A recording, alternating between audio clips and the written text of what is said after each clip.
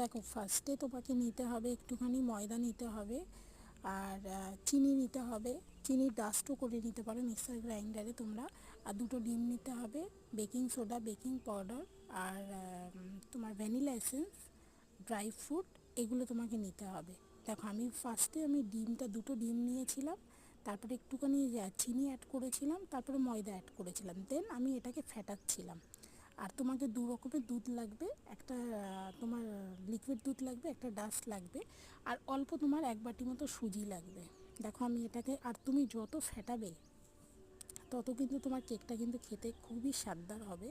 আর দেখো, আমি দুধটা যেহেতু একটু বেশি গরম করে ফেলেছিলাম, এটা দুধটা তোমাকে দরকার আছে একটু হালকা উষ্ণ গরম করলে হয়ে যাবে। আমি একটু বেশি গরম করে ফেলেছিলাম বলে আমি একটু দুধটা পরে ঠান্ডা করে নিচ্ছিলাম।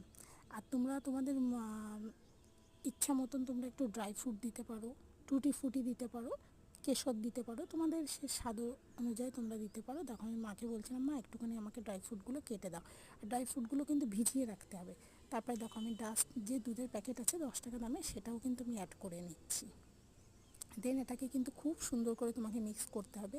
তোমরা হ্যান্ড ব্লেন্ডার দিয়েও করতে পারো, খুব ভালো হবে। যাদের কাছে হ্যান্ড ব্লেন্ডার নেই তারা কিন্তু এটা দিয়েও করতে পারো। দেখো, আমার হাত ব্যথা হয়ে গেছিলো বলে মাকে আমি বললাম, মাসিকে বললাম তুমি